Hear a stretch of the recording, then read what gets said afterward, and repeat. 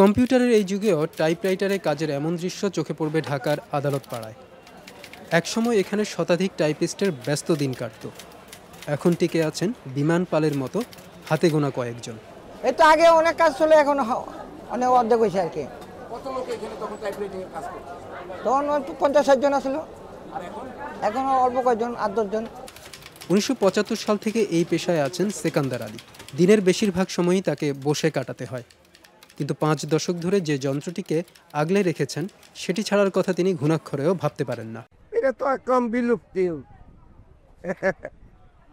এখন যে ইংলিশ কিছু টাইপ আছে, ইংলিশ এই যে ফিল আপ সরকারি বা কিছু ফর্ম আছে, এগুলি যেমন ইলেকট্রিক টাইপ বা টাইপ এগুলি চলে আর কি।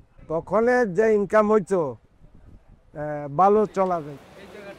সরকারের নির্দিষ্ট কিছু ফর্ম পূরণ, আদালতের সমনে নাম ঠিকানা লেখানো, স্ট্যাম্প পেপারে কম্পোজ ভুল হলে সেটি ঠিক করে নতুন করে লেখা, গ্রাহকদের এমন সব কাজ করে দেন টাইপিস্টরা। আবার পুরনো দলিলের নকলের জন্য কারো কারো এখনও টাইপরাইটারের লেখাই পছন্দ। হাতের টাইপটাই ছিল ঐতিহ্যবাহী, কারণ কম্পিউটারের মধ্যে অনেক সময় মিচিং হয়ে জায়গা দু একটা কথা, তখন আমরা এই হাতের টাইপের আশ্রয় নিই। এটা দীর্ঘদিন করে যেতেছে এবং সে নির্ভর করে কম্পিউটারে পদ্ধতি পারে না, এই জন্য কম্পিউটার করে না, টাইপ করতে পারে না, ঠিকমতো আসে না। তবে টাইপরাইটারের যুগ যে শেষ হয়ে গেছে তা বোঝেন টাইপিস্টরাও।